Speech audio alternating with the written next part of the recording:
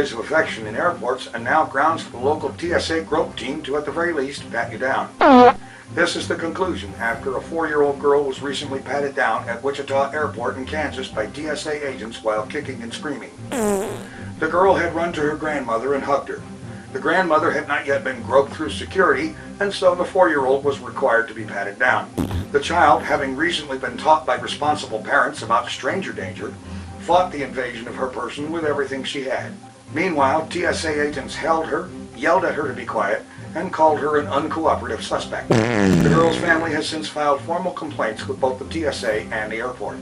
TSA released a statement Tuesday saying it explained to the family why additional security measures were necessary, and the agents didn't suspect or suggest the child was carrying a firearm. And if you believe that, I'd like to talk to you about a bridge I have for sale. Thursday, the House of Representatives approved cybersecurity legislation that privacy groups have decried as a threat to civil liberties. H.R. 3523, known as the Cyber Intelligence Sharing and Protection Act, or CISPA, sponsored by Representatives Mike Rogers of Michigan and Dutch Ruppersberger of Maryland, passed by a vote of 248 to 168. The measure, which some are calling the son of SOPA and others are calling the death of privacy, allows internet service providers to share information with the government, including the Department of Homeland Security and the National Security Agency, about cybersecurity threats it detects on the internet. The measure does not require an ISP to shield any personally identifying data of its customers when it believes it has detected threats, which include malicious code, phishing sites, botnets, and attack signatures, meaning that you now must be extremely careful how you sign emails. It would give companies a free pass to monitor and collect communications, including huge amounts of personal data, like your text messages and emails. Companies could ship that data wholesale to the government or anyone else, provided they claimed that it was for cybersecurity reasons. In short, the measure seeks to undo privacy laws that generally forbid ISPs from disclosing customer communications to anybody else without a court order. The bill's supporters include Microsoft, Facebook, AT&T, Verizon, Oracle, and many others, all of which face considerable profit potential exploiting customer data under the pretense of concern for cybersecurity. During the debate on the measure, Representative Edward Markey of Massachusetts said, "Could the government use that personal information to spy on Americans? Yes." Amendments to remove language allowing the information sharing in the name of national security and to remove the NSA from agencies receiving the data never made it to the House floor. It is now headed for the Senate, and if it passes there, it will go to the President. President Obama has threatened to veto the measure. However, health experts advise against holding your breath waiting for that to happen. WFRT News urges everyone to use the EFF link in the video description to urge their Congress critters not to support this bill. Wednesday, California lawmakers proposed a bill that would allow people who are not doctors to perform abortions.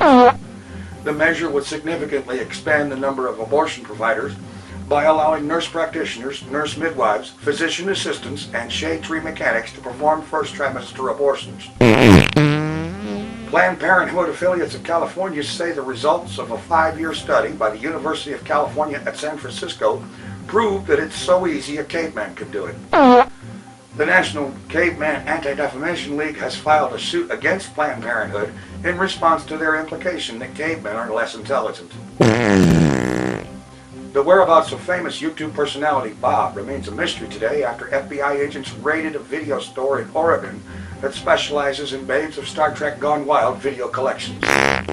After the 17-hour exhaustive search yielded nothing but the virtual destruction of the shop, FBI agents retreated saying, "Oops, our bad." The shop owner was quoted as saying, "All they had to do was ask. I'd have been proud to have Bob as a customer, but I've never seen him anywhere but on YouTube." FBI officials declined to comment, citing the pending investigation. An Australian court ordered KFC to pay just over $8 million to the family of a girl who was left brain damaged after she and her family shared a salmonella-infested chicken wrap at a Sydney KFC restaurant in 2005. The girl's parents and brother suffered from vomiting and diarrhea and then made a full recovery. The girl, however, spent months in a coma and is now confined to a wheelchair and unable to speak. KFC representatives cannot be reached for comment. However, a statement on the KFC website says that the fast food giant plans to appeal the case. One unidentified KFC employee was overheard saying, "We sell safe, high-quality food. This ain't our fault, and her medical bills are her parents' problem." Apple Computer is preparing to address the high cost of software upgrades by offering a free ad-supported version of upgrades to their operating system. The concept, invented by Steve Jobs back in 2008, recovers the cost of developing and distributing operating system upgrades by selling advertising space. Users would see a 60-second commercial when first booting the system and additional ads approximately every 10 minutes.